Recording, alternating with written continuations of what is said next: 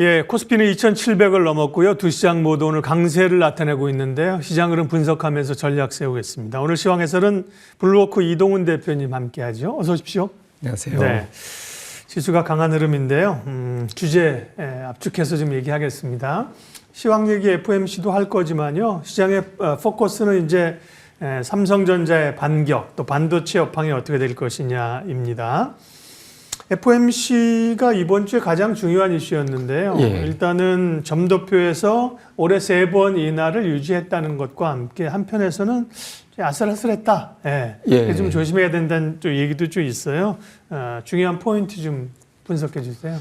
예, 뭐 시장에 관심이 많았던 거는 이제 올해 그 작년 12월에 연준에서 금리를 올해는 한 3번 정도 내릴 거다 이렇게 이제 예측을 했었는데 이 예측이 2번 정도로 수정되지 않을까 이런 걱정이 좀 있었거든요. 근데 점도표상으로는 어쨌든 이제 3차례 정도 인하하는 거를 이제 유지를 했고요. 그리고 연내 어떤 PC 물가 같은 경우는 이제 전망이 좀 달라졌습니다. 그러니까 2.4에서 2.6%로 높아지긴 했지만 그럼에도 불구하고 올해 금리는 3번 내릴 거고 그러나 이제 내년하고 내후년은 4번 정도씩 내릴 거를 이제 3번 정도씩으로 이제 축소하는 정도로 갔습니다. 근데 어차피 4번 예측은 내년도 내후년도 예측은 앞으로 진행될 FOMC 회의 때마다 계속 바뀔 거기 때문에 투자자들의 관심은 이제 올해였거든요. 근데 올해 이제 금리 예상치가 변경이 되지 않았다라는 점이 하나가 있고 또 하나는 이제 파월 의장의 발언인데 이 전통적으로 파월 의장이 발언할 때 다른 연준 의장들과 달리 인터뷰하는 시간대마다 주식시장이 좀 하락하는 경향이 있었거든요. 네.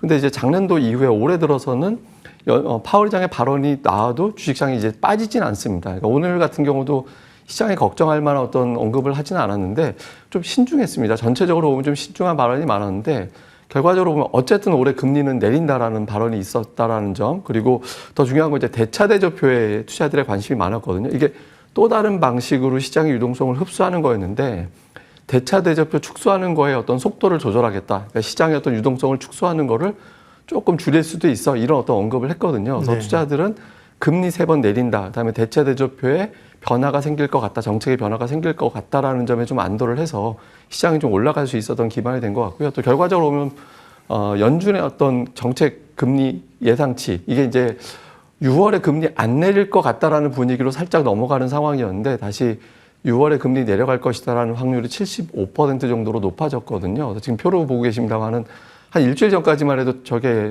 동결 확률이 한 40%까지 올라갔었는데 지금 한 23.4% 정도. 그러니까 사실상 6월에 금리 내릴 거야라는 쪽으로 다시 기울고 있어서 연내 3번에 대한 어떤 안도감 이게 이제 시장을 좀 끌어올리는 동력이 됐던 것 같습니다. 네. 그러니까요. 물가가 최근에 좀 올랐는데 그것도 뭐 그 정도 괜찮다. 울퉁불퉁하다는 표현을 썼지만 괜찮다고 하고 QT도 조금씩 더 줄이겠다고 하고 굉장히 비둘기적이었는데요. 네. 미국도 대선이 있지 않습니까? 예. 대선 때문이다 뭐 이렇게 하면 또 음모론이 되는데 미국 대선 영향도 없지는 않았다.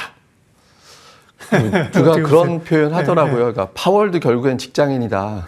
그래서 이제 그 어쩔 수 없이 자기직을 유지하기 위해서는 좀 개입할 수 있지 않을까라는 식으로 해석하는 쪽도 있긴 있었습니다. 그러니까 뭐 개입이나 이런 건 아니어도 시기적으로는 사실 그죠. 올해 몇 번을 할 거냐, 선거 가게 되면 이제 좀 어렵다 이런 얘기도 있고 뭐 워낙 또 트럼프에 대한 트럼프 포비아가 있어서요. 네, 좀 약간 여담입니다. 그것 때문에 가는 건 아니지만 올해 미국 대선이 여전히 중요하기 때문에 그런 거고요. 이번 주에 일본이 뭐 17년 만입니까? 금리 정책을 이쪽으로 바꾸면서 큰 변화가 있었고요. 그날 우리 주가가 그것 때문인지 모르겠으나 좀 밀리고 그랬었는데요. 일본 BOJ의 통화 정책의 방향은 어떻게 해석을 해야 되고 또 중국 쪽의 통화 상황은 또 정책 상황은 어떤지요? 사실 이제 일본이 더 중요한 정책이긴 했는데, 그러니까 이제 일본이 금리를 올렸고, 그다음에 이제 일정한 수준으로 이제 국채 금리가 올라가지 않도록 조절하는 우리가 YCC 정책이라고 얘기합니다만은 이걸 더 이상 이제 금리 상단을 뭐 조절하지 않겠다 이렇게 하면서 일본의 국채 금리가 이제 올라갈 가능성이 높아진 거 아니냐 이런 걱정이 됐었거든요. 근데 이게 이제 투자들이 걱정했던 거는 일본이 금리를 올린다라고 하면 해외에 나갔던 일본 투자 자금이 일본으로 다시 회수되는 과정. 그러니까 미국에 국채 투자했던 일본인들이 국채를 팔고 일본으로 돌아가는 과정에서 미국의 국채 금리가 올라가는 거 아니냐. 그러니까 이런 걱정을 했었거든요. 그런데 일본에 좀 안전장치를 했습니다. 뭐 추가적인 어떤 인상 가능성에 대해서는 좀 어중간하게 얘기를 해서 뭐 단발적인 어떤 인상이고 한동안 좀 오랫동안 이 상태가 유지가 될 것 같다라는 신호를 줬고 또 하나는 채권 매입은 계속 하겠다라고 했거든요. 그러니까 이게 어떻게 생각해 보면 이제 1박 2일 예능에서 보면 그 밥을 안 주는 건 아니잖아요. 밥을 안 주는 벌칙으로 안 주는 척하면서 그냥 맨밥은 주거든요. 네. 그러니까 그런 형태로 좀 굶어 죽지 않는 어떤 네. 수단 같은 걸 만들어 준 거기 때문에 일본이 생각보다 아주 보여지는 것보다 강력한 조치는 아닌 것 같다 이렇게 이제 생각이 돼서 일부에서 이제 우려했던 엔케리 자금의 회수, 그러니까 일본 자금이 외부로 나갔다가 다시 일본으로 돌아갈 가능성은 금액 자체가 의미 있는 어떤 수준은 아니라서 금융시장에 일단은 미치는 영향은 크지는 않을 것 같다라는 건데 네. 뭐 이후에 어떤 정책에 대한 멘트가 좀 달라질 수는 있기 때문에 이 부분은 조금 더 체크는 해봐야 될 것 같습니다. 그게 이제 어쨌든 또 뭐 엔화 강세로 가면서 국내 주식시장의 호재성으로도 해석했는데 지금은 약간 중립적으로 보이는 예. 거고요. 중국은 이번 주에 또 뭐 기준금리 동결 얘기도 있었습니다. 또 내리기도 했잖아요. 중국은 예. 좀 완화적인 정책을 쓰고 있는 거죠. 통화 정책. 그게 이제 결국은 경기 부양을 위한 건가요? 경기 부양도 있고 저는 네. 이제 또 다른 관점에서 보면 이게 일본 지금 중국 같은 부동산 업체들 문제가 네. 굉장히 크거든요. 그래서 이게 만약에 이제 부동산 기업들을 여기서 구조조정 제대로 해놓지 못하면 뭐 정리할 기업들 정리해놓지 않는다라면 이제 더 큰 위기로 갈 수 있기 때문에 그러니까 중국 같은 경우는 이제 부동산 업체들을 서서히 어떤 좀 정리해 나가는 그런 시간이 필요했고 그런 과정에서 자칫 금리를 잘못 내렸다가 그런 기업들이 어중간하게 살아날 경우 다시 또 후폭풍이 나올 수 있다라는 것도 우려를 했던 것 같거든요. 네. 그런데 최근에 이제 중국이 조금씩 완화적인 어떤 정책, 경기 부양책을 펼치는 거 봤을 때는 그러니까 생각하는 부동산 리스크가 어느 정도 정리되어 가는 게 아닌가라고 판단이 되는 것 같습니다. 이렇게 되면 중국이 지금보다는 하반기에 조금 더 공격적인 경기 부양을 할 수 있게 되는 거고 이렇게 되면 이제 또 중국발 경기 위축 가능성, 중국발 경제 위기 뭐 이런 것들도 한동안 걱정거리가 됐었는데 네. 하반기 돼서 이제 중국발 걱정은 조금 덜어낼 가능성이 있어 보여서 미국은 좀 경기 침체 가능성 낮아졌고요. 그리고 중국에 대한 걱정도 조금씩 덜어내는 그런 계기가 된 것 같다 이렇게 보고 있습니다. 중국 이제 미국은 사실 최근에 많이 올랐기 때문에 이머징 중국 시장 쪽으로 좀 봐야 된다는 이런 얘기도 좀 있어요. 시간상 그 얘기 넘어가고요. 이번 주에 또 엔비디아 컨퍼런스 GTC가 21일까지니까 이제 거의 끝났다고 봐야 되는 거죠. 뭐 새로운 신제품을 공개했지만 뭐 시장의 반응은 조금 사실은 상대적으로 조금 미지근하거든요. 네, 국내 증시에 미치는 영향은. 사실은 되게 잘 된 거거든요. 네. 그러니까 AI의 강력한 수요를 확인했다라는 점이고, 그다음에 CEO가 직접 댄슨 왕이 그런 걸 이제 밝혔다라는 건 긍정적인데, 그러니까 주가가 안 움직였잖아요. 엔비디아. 예, 그래서 네. 이제 주가 안 움직이는 거에 대해서 제가 제가 읽으면서 가장 설득력 있던 기사는 댄슨 왕의 말이 무슨 말인지 못 알아들었다. 네, 너무 어려워서 이게 어떤 말인지 이해하는데 며칠이 걸리고 이게 수요로 연결될지에 대해서 분석하는데 시간이 오래 걸려서 그 기간 동안 엔비디아 주가가 움직이기 어려워졌다라는 식의 해석이 있었거든요. 실제로 보면 그날 2시간 했잖아요. 네, 브리핑을 2시간 하고 질문 응답을 1시간 반을 했거든요. 네. 그 정도로 얘기를 많은 어떤 언급을 쏟아냈기 때문에 그거에 대해서 현실적으로 될지 또 이 제품이 어느 정도의 이제 파급력이 있고 수요가 만들어질지에 대해서 시장에서는 해석하기에는 너무 좀 짧았던 시간이 지나갔던 것 같습니다. 그래서 앞으로 이제 시간이 걸리면서 지나가면서 향후 이제 엔비디아의 어떤 실적이 계속 좋아지겠구나라는 식으로 해석이 될 거고, 당장 이제 우리 입장에서는 삼성전자, SK하이닉스가 이제 중요한 어떤 벤더로서의 어떤 역할을 하고 있는 상태이기 때문에 네.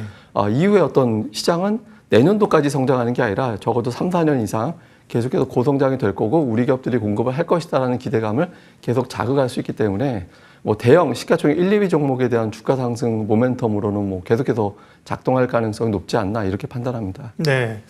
그리고 젠슨왕 CEO가 자기네 컨퍼런스니까 협찬사들 꽤 띄워줬습니다. 삼성전자, SK하이닉스, 그죠? 예. 잘하고 있다. 특별히 삼성전자 얘기를 하면서 삼성전자가 사실은 뭐 모멘텀이 필요했었잖아요. 삼성전자는 실적에 대한 모멘텀도 있고 그러면서 주가를 끌어올리고 시장도 올리고 있는 상황인데요. 네. 국내 삼성전자의 시장에서의 영향력, 또 우리 반도체주 대응 전략 좀 알려주세요. 삼성전자는 어저께 정말 화제가 됐었잖아요. 네. 그러니까 아예 뭐 외신을 봐도 외신에서도 삼성전자 주가 네. 올라간 거를 막 보도를 하던데 보면 제목이 그냥 엔비디아 CEO가 올렸다. 뭐 이런 취지로 기사가 나오더라고요. 그만큼 HBM에 대한 어떤 걱정, 그러니까 하이닉스에 밀렸다. 그러면 삼성전자가 향후에 반도체 믿을 수 있는 거는 이제 레거시 쪽인데 레거시 쪽이 언제 회복될지 모르겠고, 물론 이제 오늘 뭐 마이크론이 그 우려도 이제 씻어줬습니다만은 어쨌든 이런 어떤 걱정거리가 있었던 거를 덜어내 줬거든요. 그러니까 덜어내 주면서 연내 어떤 공급이 될 것이다라는 기대감이 나오게 됐고, 그리고 또 기존의 어떤 반도체에도 흑자 전환이 됐을 것이다. 지금은 이미 됐을 것이다라고 추정이 되기 때문에 AI 폰이라는 휴대폰, 그다음에 이제 반도체, HBM이라는 새로운 반도체, 이게 이제 다 맞물리면서 이제 주가가 올라갈 수 있는 기반을 만들어줬다라고 봐야 되고요. 또 하나는 저게 이제 삼성의 연봉 차트거든요. 네. 저게 되게 중요한 거라고 저는 생각을 하는데, 잘 보시면 어떤 특성이 있냐면 삼성전자가 양봉이 나올 때 양봉 하나로 그치는 경우는 거의 없습니다. 양봉이 연속돼서 나오거든요. 그러니까 하락 후에 상승 전환할 때는 삼성전자가 최소 2년 정도는 플러스가 연속적으로 난다라는 거예요. 근데 작년도에 크게 올랐잖아요.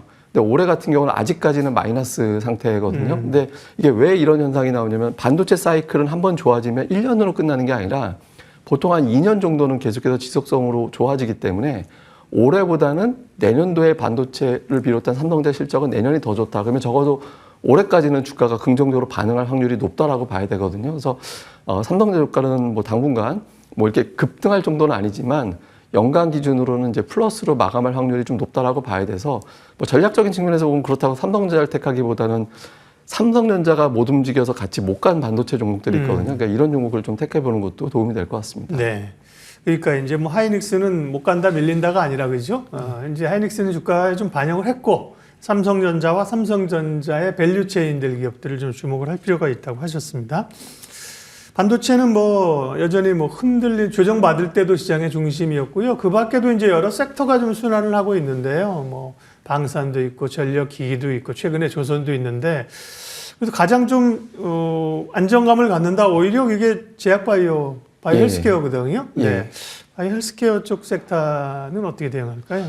그 개별 종목들의 재료들이 좀 있었죠. 네. 그러니까 이제 예를 들어서 뭐 해외 쪽은 일라일리 주가가 올해 상당히 괜찮았었거든요. 작년도 하반기부터 이제 누적으로 보면 그리고 뭐 알테오젠이라든가 레고캠바이오라든가 이런 어떤 개별적인 시가총액 상위 종목들의 어떤 반응이 좀 있어서 이제 종목들이 움직임이 나왔는데 다만 이제 전체적으로 다 붐업되기는 쉽지 않은 측면도 있습니다. 왜냐하면 이제 반도체라는 어떤 대장주가 있는 상태이기 때문에 끌어올리기 위해서는 또 다른 어떤 잉여 현금이 여유 있는 자금이 시장에서 필요한데 지금 예탁금이 들어오고 있는 상황이 아니거든요. 예탁금 보면 추이가 줄어들고 있는 그런 상태다라는 점을 감안을 해보면 지금 고객 예탁금 추이를 차트로 보고 계신 건데 줄어들고 있잖아요. 그래서 예탁금이 줄어든 상태에서 동시에 반도체, 그다음에 간혹 2차 전지 순환매, 여기에 이제 제약주의 시가총액도 결코 작다라고 보기는 어려워서 전체적으로 끌어올리기는 좀 쉽지 않다라고 보고 있습니다. 그래서 지금은 어떤 그 제약 업종의 이제 동시다발적인 어떤 상승보다는 그 안에서 이제 모멘텀이 있는 종목들의 어떤 개별적인 상승 이 정도로 움직일 가능성이 높아서 뭐 굳이 종목을 꼽자라면 뭐 종근당이라든가 한미약품이라든가 차바이오라든가 바이넥스라든가 이런 어떤 최근에 이제 탄력이 있었던 종목을 좀 국한해서 전략적으로 택해보는 게 좋지 않을까 보고 있습니다. 네. 자, 그러면 전략하고 관심 섹터를 가겠습니다. 이번 주에 시장을 누르고 있던 어쨌든 이벤트들은, 어떤 이벤트는 중립적으로, 또 어떤 이벤트는 중립 이상으로 해소되면서 불확실성이 해소됐지 않습니까? 그러면 이쪽으로 좀 열어놓고 대응을 해도 되는 것인지 어떤 섹터를 좀 가면 좋을까요? 저는 증시는 일단 생각보다 FOMC 결과가 좋았다고 네. 생각하거든요. 근데 어차피 이번이 설령 나빴다 하더라도 반응은 일주일 안에 끝났을 겁니다. 왜냐하면 투자들이 가장 궁금해하는 건 3월이 아니라 6월이거든요. 그러니까 3월 이후에 4월, 5월 또 FOMC 회의가 우리가 물가 지표라든가 이런 지표를 볼 거기 때문에 근데 어쨌든 걱정했던 것보다 다행이다라는 게 나아갔고 저는 또 FOMC보다 더 중요한 게 오늘 마이크론 테크놀로지 실적이었다라고 보는데 실적이 잘 나왔기 때문에 증시가 어쨌든 한 단계 올라설 수 있는 어떤 계기를 만들어 줬거든요. 그래서 이후에 주식시장의 움직임은 좀 조정이 나온다 하더라도 매물 소화를 짧게 하고 다시 상승 시도하는 그런 형태가 나올 가능성이 높다라고 보고 있고요. 그리고 메인 종목은 뭐 제가 이 자리 나올 때 계속 말씀드렸던 게 반도체하고 자동차 그렇죠. 계속 말씀을 드려왔기 때문에 두 업종에 대해서는 뭐 지금 전혀 생각이 달라진 게 없고요. 또 반도체도 제가 뭐 일반 소부장을 사야 된다라고 계속 말씀을 드렸던 것 같습니다. 그러니까 HBM 연결고리가 있는 종목들 말고 삼성전자 밸류체인에서 삼성전자 연결고리가 있는 종목들, 예를 들어서 YIK, 뭐 원익 IPS, 원익 QNC, ENF 테크놀로지 이런 종목군들은 삼성전자 주가에 갇혀서 주가가 못 올라갔던 종목들이었거든요. 뭐 최근에 탄력을 보이고 있습니다만은 이런 류의 기업들 볼 필요가 있고요. 또 하나는 최근에 은근히 강한 종목이 조선업종입니다. 그래서 네. 조선업종이 미국이 중국 조선산업 견제한다라는 보도 때문에 그런지 몰라도 조선주가 은근히 강한데 상대적으로 조선 부품주들은 좀 덜 올랐습니다. 뭐 성광밴드를 비롯해서 동성화인텍 이런 종목군들은 상대적으로 덜 올라간 측면이 있거든요. 그래서 조선주가 만약에 지금의 추세가 유지가 된다라면 뭐 성광밴드, 동성 화이텍 같은 부품주들 관련된 기업들에 대해서도 좀 관심을 가져나가는 것도 좋을 것 같습니다. 네. 그러니까 기본으로는 반도체와 이제 자동차 쪽 큰 흐름으로 좋게 보신 거고요. 이제 그런 기본을 깔고 조금 더 디테일한 섹터로는 이제 조선 부품, 네. 그다음에 반도체에서 삼성전자 밸류체인에 있는 종목들 얘기를 하셨고요. 밸류업 관련주는 어떻게 봐야 돼요? 사실은 모멘텀이 꽤 반영됐다가 정책이 좀 빠지면 관심 없다가 그죠? 또 정책 나오면 또 은행주 같은 경우 또 올라가고 앞으로 또 예. 나올 거는 또 많이 있지 않습니까? 근데 지주사는 조금 밀리는 것 같고 금융주, 은행주는 여전히 괜찮습니까? 예, 그러니까 밸류업 관련해서는 이제 금융 지주사들 중에서도 이제 금융주가 상대적으로 강했고 네. 상대적으로 저PBR 종목군들에 속해 있기 때문에 움직일 수 있는데 다만 이제 저점 대비 되게 많이 올랐거든요. 그러니까 시가총액이 커져 있는 상태인데 앞서 말씀드린 대로 기관 투자들, 외국인 투자들의 매수가 연속적으로 들어오지 않는다면 예탁금이 뒷받침돼야 되는데 그러니까 그런 측면이 없습니다. 그리고 외국인들의 매매 특징이 작년도에 작년도 매수를 하면 거의 대부분 삼성전자를 샀는데 올해 매수의 대부분은 자동차와 밸류업 관련된 종목에 집중이 돼 있었거든요. 근데 지난주 이후부터 외국인들의 매수 강도가 상대적으로 좀 떨어지고 있습니다. 그래서 지금은 산발적인 어떤 상승이 나올 가능성이 높다라고 봐서 밸류업에 대해서는 선별적으로 아직은 저는 이제 증권이나 금융주는 상승 여력이 있다라고 보기 때문에 금융주와 증권주, 특히 이제 증권주가 증시 화랑에 대한 어떤 기대감 이런 것들을 맞물릴 수 있어서 증권주 쪽으로 조금 더 압축해서 접근해 보는 게 좋지 않을까라고 생각을 하고 있습니다. 네, 금융주 가운데는 오히려 증권주를 좀 볼 필요가 있다. 오늘 시황해설 블루워크 이동훈 대표님 함께했습니다. 고맙습니다. 예.